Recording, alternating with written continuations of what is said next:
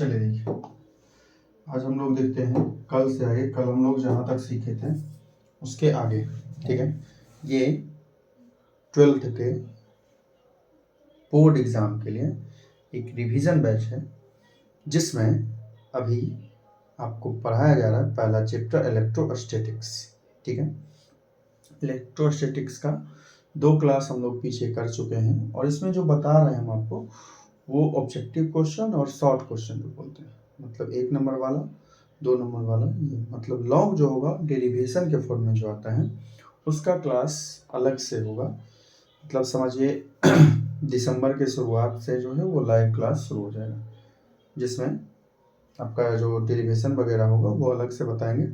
फिलहाल अभी जो है वो आपको बता रहे हैं हम शॉर्ट क्वेश्चन और ऑब्जेक्टिव के लिए जो होता है क्लास। ठीक है, उसमें हम लोग पिछले दिन जो पढ़ रहे थे, पिछले क्लास में हम लोगों ने पढ़ा था क्या, लास्ट जो टॉपिक हम लोगों ने पढ़ा था वो था इलेक्ट्रिक फील्ड लाइंस, मतलब विद्युत क्षेत्र रेखा, और उसके बाद उसका एक अध्यारोपण का सिद्धांत होता है प्रिंसिपल ऑफ सुपरपोजिशन, ये हम लोगों ने पढ़ा था। ठीक है, अब जो है इसके आगे हम लोगों को पढ़ना है, विद्युत क्षेत्र पढ़ चुके हैं, विद्युत क्षेत्र रेखा पढ़ चुके हैं, विद्युत क्षेत्र रेखा के गुण पढ़ चुके हैं, विद्युत विभव, विद्युत विभव यानी कि इलेक्ट्रिक पोटेंशियल।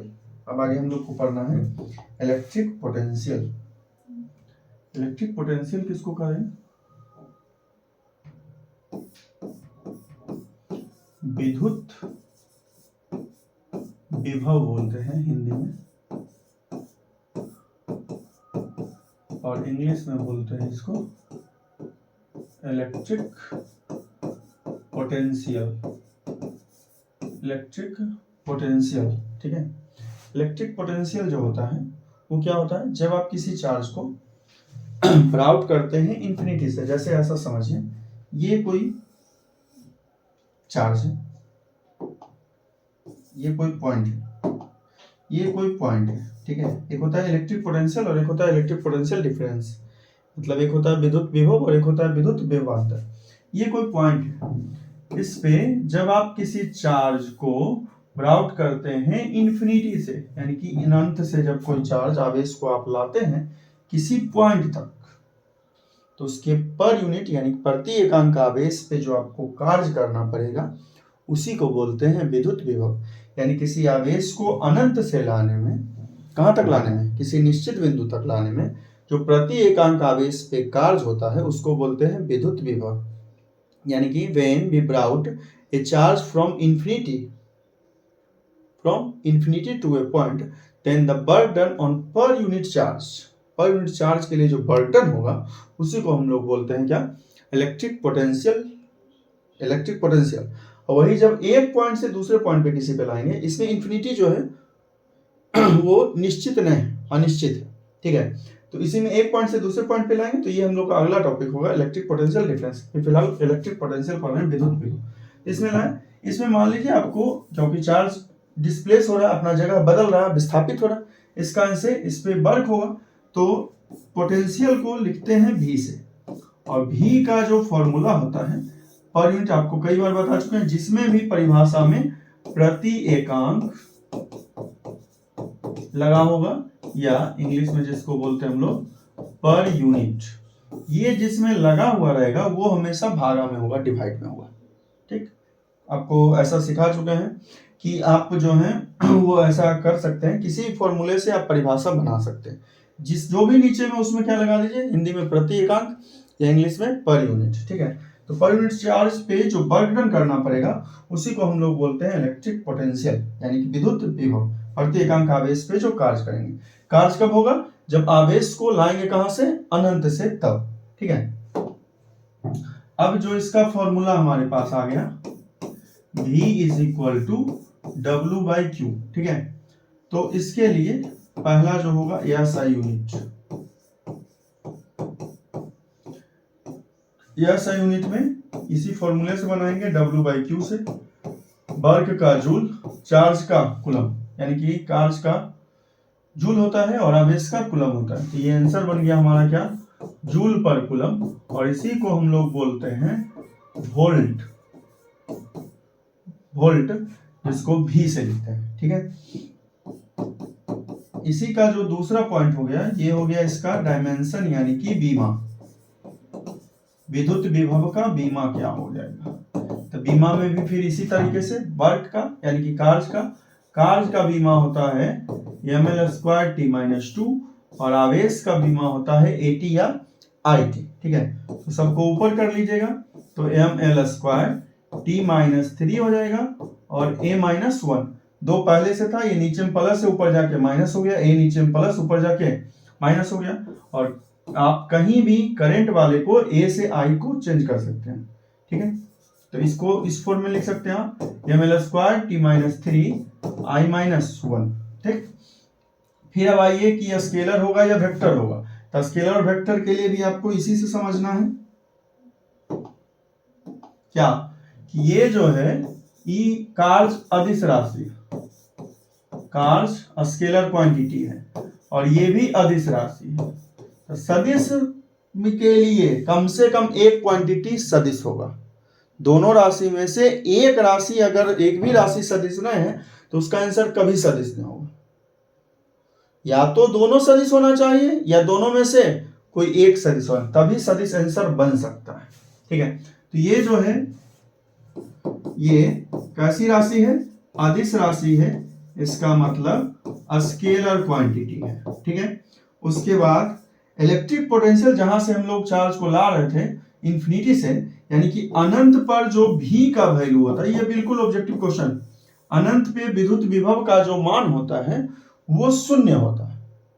जहां से हम लोग लाते हैं चार्ज को इंफिनिटी से अनंत से, वहां पे विद्युत विभव का मान शून्य होता है। ठीक है, अब विद्युत विभव हो गया। इसके बाद इसी से जुड़ा हुआ बिल्कुल सेम टॉपिक है विद्युत विभवांतर। होता वही चीज है, केवल इसमें एक पॉइंट से लाते हैं दूसरे पॉइंट पे। विद्युत विभवांतर यानी कि इलेक्ट्रिक पोटेंशियल डिफरेंस। किसी भी कंडक्टर में यानी कि किसी भी चालक में अगर आवेश प्रवाहित हो रहा है या धारा प्रवाहित हो रहा है तो केवल विभवांतर के अंतर के कारण होता है। जब तक विभवांतर नहीं होगा तब तक आवेश या धारा प्रवाहित नहीं होगा। ठीक है, तो एक पॉइंट ए मान लीजिए और एक पॉइंट बी मान लीजिए। जहां से बी से अगर मान लीजिए किसी चार्ज क्यू को ला रहे हैं कहां पे, ए पे। ठीक है, तो जहां पे ला के रखेंगे वो प्लस में लेना है और जहां से उठाए हैं वो माइनस में, बी ए माइनस बी बी। और बाकी फॉर्मूला वही, चार्ज हो रहा है W यानी कि वर्क हो रहा है W और चार्ज लाए कितना Q। तो जब फॉर्मूला ही सेम है इसका मतलब है कि इसका यूनिट यानी कि मात्रक और बीमा भी सेम होगा। ये भी अदिश राशि, फॉर्मूला सेम है। मतलब केवल इतना समझना आपको कि विद्युत विभव जब होता है तो अनंत से लाना पड़ता है। विद्युत विभव के लिए अनंत से लाना पड़ता है, जबकि विभवांतर तब बनेगा जब एक पॉइंट से दूसरे पॉइंट पे ले जाएंगे। यानी कि वन पॉइंट से, मतलब वन पॉइंट से कहां पे, अदर पॉइंट पे जब हम किसी चार्ज को ब्राउट करते हैं तब उसको पोटेंशियल नहीं बोलते हैं, उसको पोटेंशियल डिफरेंस बोलते हैं। पोटेंशियल डिफरेंस बोलते हैं यानी विद्युत विभवांतर बोलते हैं। ठीक है, ये हो गया। बाकी यूनिट वगैरह यानी कि मात्रक बीमा सब कुछ यही होगा, ये भी अदिश राशि है। ठीक है, अब है इसमें क्या एक होता है भी का फॉर्मूला पॉइंट चार्ज के कारण यानी कि बिंदु आवेश के लिए। ये डेरिवेशन होता है, कैसे आता है ये जब डेरिवेशन पढ़ेंगे तब पढ़ेंगे। पॉइंट चार्ज के लिए भी का फॉर्मूला होता है 1/4πε0 into Q/R। V is equal to 1/4πε0 into Q/R। ऐसे जनरली यही यूज होता है, लेकिन पीछे जैसा हम पढ़ चुके हैं ये एप्सिलॉन जो है किसी और मीडियम के लिए चेंज हो सकता है हमेशा एप्सिलॉन से। ठीक है, यहाँ पे चार्ज अगर प्लस में हो जाएगा तो भी प्लस में हो जाएगा, चार्ज माइनस में हो जाएगा तो भी माइनस में होगा। ठीक है, चार्ज फ्लो कैसे होता है, चार्ज जो होगा वो हमेशा फ्लो होता है higher potential to lower potential. मतलब क्या, उच्च विभव से किस तरफ, निम्न विभव की तरफ। ठीक है, मतलब ऐसा समझिए कि एक पॉइंट का वोल्ट 5 वोल्ट है पोटेंशियल और एक का है 10 वोल्ट। ठीक है, तो चार्ज जो होगा वो 10 वोल्ट से आएगा किस तरफ, 5 वोल्ट की तरफ। कभी भी 5 वोल्ट से 10 वोल्ट की तरफ नहीं जाएगा चार्ज। चार्ज हमेशा फ्लो होता है उच्च विभव से निम्न विभव की तरफ, आवेश का जो प्रवाह होता है। ठीक है, अब है इसी से जुड़ा हुआ इलेक्ट्रिक फील्ड में और ये विभव में, यानी कि इलेक्ट्रिक पोटेंशियल में एक रिलेशन होता है, E is equal to minus, ये भी डेरिवेशन है, कैसे आता है ये हम लोग सीखेंगे आगे जब डेरिवेशन पढ़ेंगे तब। E इज इक्वल टू, ऐसे ये शॉर्ट क्वेश्चन है, E is equal to minus D V by D X, या यही कहीं कहीं आपको लिखा हुआ मिलेगा minus D V by D R, minus D V by D R. इसमें जो डीवी बाई डी एक्स है या डीवी बाई डी आर है, इसको बोलते हैं विभव प्रवणता, इसको बोलते हैं विभव प्रवणता, जिसको इंग्लिश में बोलते हैं पोटेंशियल ग्रेडियंट, पोटेंशियल ग्रेडियंट। ठीक है, अब विभव प्रवणता का जब आप यूनिट निकालिएगा तो ऐसे तो आप समझ रहे हैं हम माइनस से कोई अंतर पड़ेगा नहीं, माइनस से कोई अंतर नहीं पड़ेगा, मतलब क्या, जो इलेक्ट्रिक फील्ड का यूनिट होगा, मात्रक होगा विद्युत क्षेत्र का, वही डीवी बटे डीएक्स का भी होगा, यानी विभव प्रवणता का भी होगा। ठीक है, तो विभव प्रवणता का या साई मात्रक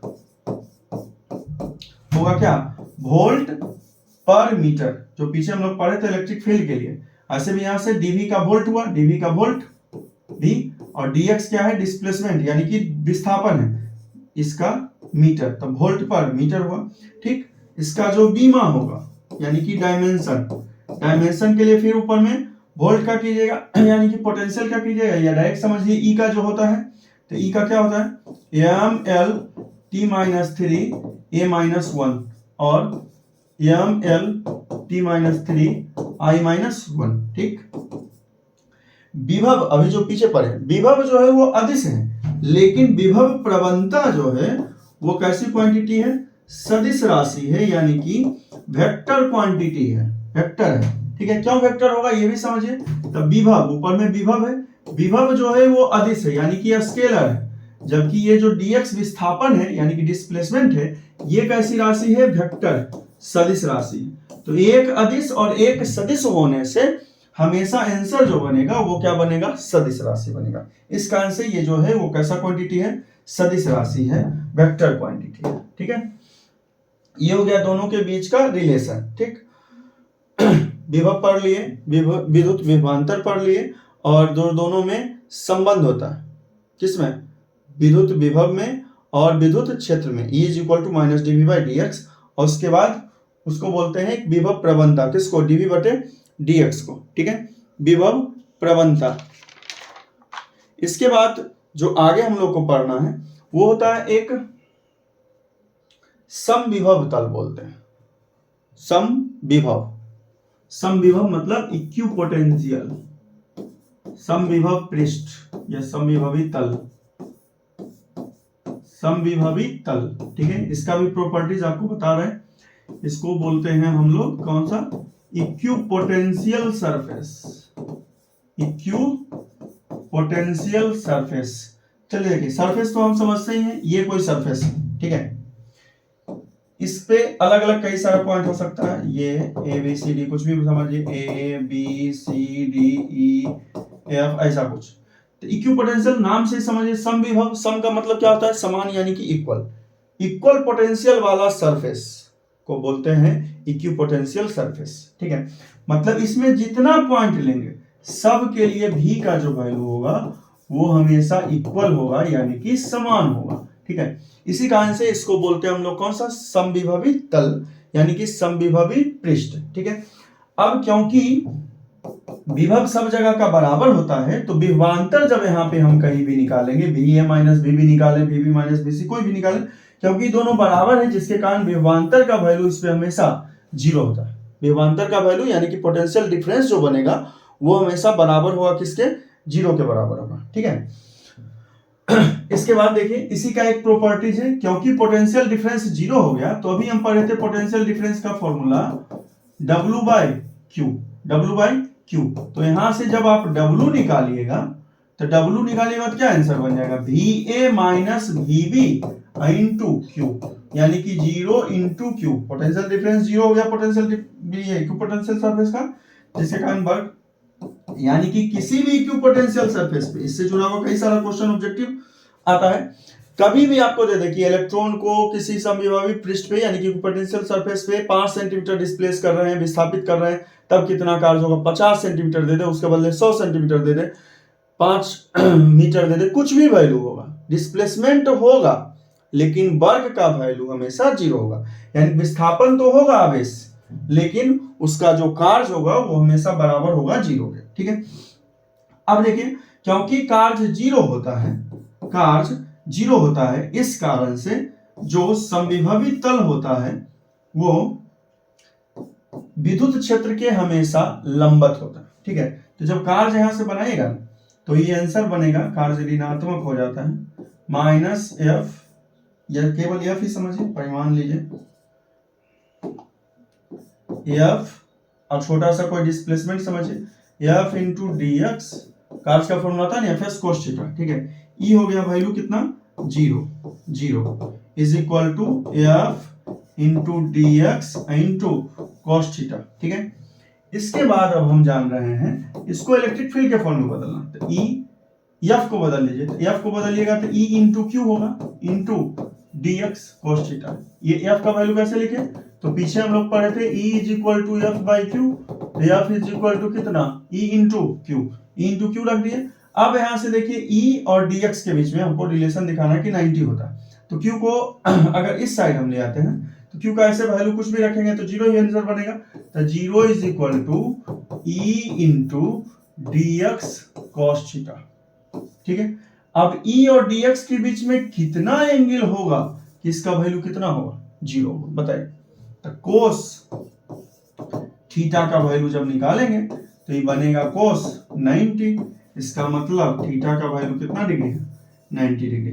यानी कि विद्युत क्षेत्र और समविभवी तल जो होता है वो परस्पर एक दूसरे के लंबवत होता है। ठीक, उसके बाद बाकी सारा प्रॉपर्टी जो होता है, मतलब गुण जो होता है वो होता है किसका, विद्युत क्षेत्र वाला। मतलब अगर समविभवी तल एक दूसरे के नजदीक होगा, एक दूसरे के नजदीक कहने का मतलब ये है कि अगर विद्युत क्षेत्र एक मतलब मजबूत होगा, स्ट्रांग होगा इलेक्ट्रिक फील्ड, तो समविभवी तल जो बनेगा वो एक दूसरे के नजदीक रहेगा। ठीक है, और ये दो समविभवी तल जो होता है वो कभी एक दूसरे को इंटरसेक्ट नहीं करता है, किसी पॉइंट पे काटता नहीं है, क्योंकि दोनों से जगह पे, जैसे यहाँ काट दिया तो यहाँ पे ई का आंसर चाहिए कितना डिग्री का, ई और डी आर के बीच में या डीएक्स के बीच में एंगल चाहिए कितने डिग्री का, 90, तो इसके लिए भी 90 चाहिए और इस सरफेस के लिए भी 90। एक ही पॉइंट पे दोनों के लिए 90 का एंगल बना पाना संभव नहीं है, जिसके कारण दो समविभवी तल यानी कि दो इक्विपोटेंशियल सरफेस कभी एक दूसरे को इंटरसेक्ट नहीं करते हैं। ठीक है, उसके बाद फिर इक्विपोटेंशियल सरफेस जब पढ़ लिए तो इक्विपोटेंशियल सरफेस का प्रॉपर्टीज पढ़ लिए। ठीक, इसमें प्रॉपर्टीज आपको ध्यान ये रखना है कि कभी भी डिस्प्लेसमेंट होगा यानी विस्थापन होगा, विस्थापन होने के बाद भी उसमें वर्क का यानी कि कार्य का वैल्यू हमेशा 0 ही होगा। इलेक्ट्रॉन को या प्रोटॉन को किसी भी चीज को एक जगह से दूसरी जगह तक ले जाएंगे समविभवी तल पे, इक्विपोटेंशियल सरफेस पे, तो वर्क का वैल्यू हमेशा 0 होगा। ठीक, समविभवी तल कभी एक दूसरे को इंटरसेक्ट नहीं करता यानी कि काटता नहीं है, इंटरसेक्ट नहीं करता है। ठीक, क्योंकि एक ही पॉइंट पे, जो इलेक्ट्रिक फील्ड वाला प्रॉपर्टी, एक ही पॉइंट पे दो डायरेक्शन होगा और वो कभी पॉसिबल नहीं है। विद्युत क्षेत्र और समविभवी तल जो होता है वो परस्पर एक दूसरे के लंबवत होता है, यानी कि दोनों के बीच का एंगल हमेशा 90 डिग्री होता है। ठीक है, समविभवी तल पे विभवांतर का मान हमेशा 0 होगा। ठीक है, अगर एक दूसरे के नजदीक है विद्युत क्षेत्र, मतलब विद्युत क्षेत्र मजबूत है, तो समविभवी तल जो होगा यानी कि इक्विपोटेंशियल सरफेस जो होगा किसमें, स्ट्रॉन्ग इलेक्ट्रिक फील्ड में एक दूसरे के नियर होता है, और जब वही वीक होगा इलेक्ट्रिक फील्ड, कमजोर होगा विद्युत क्षेत्र, तो एक दूसरे से अलग हो जाएगा यानी कि दूर हो जाएगा। ठीक है, ये प्रॉपर्टीज हो गया किसका, इक्विपोटेंशियल सरफेस का। ठीक, उसके बाद एक होता है वर्क का, वर्क का देखिए, ये वर्क बोलिए या इसको बोलिए क्या, एनर्जी, पोटेंशियल एनर्जी, विद्युत स्थितिज ऊर्जा बोलते हैं, विद्युत स्थितिज ऊर्जा, दो चार्ज के लिए, electric potential energy, electric potential energy, तो ये सेम चीज होता है कि जब आप किसी चार्ज को ब्राउट करते हैं इन्फिनिटी से यानी कि अनंत से लाते हैं तो उसमें जो कार्य होगा वही संचित होगा किस फॉर्म में, विद्युत स्थितिज ऊर्जा यानी कि पोटेंशियल एनर्जी, वर्क जो निकालते हैं। तो वर्क का ही आंसर बनेगा 1/4πε0 Q1 × Q2, ये डिराइव करके आंसर आता है। ये कैसे आएगा ये आगे हम लोग देखेंगे डेरिवेशन में। इसी कारण से इलेक्ट्रिक पोटेंशियल एनर्जी का भी फॉर्मूला आता है 1/4πε0 Q1 Q2/R। किसी भी तरीके का एनर्जी हो, यह SI मात्रक यानी कि यह SI यूनिट जो होगा वो जूल होगा, यह SI यूनिट जूल होगा। फिर बीमा यानी कि डायमेंशन जो होगा वो होगा ml², एनर्जी वाला सब कुछ, ठीक है। ये जो है वो कैसा क्वांटिटी है, स्केलर यानी कि अदिश राशि है, ठीक है।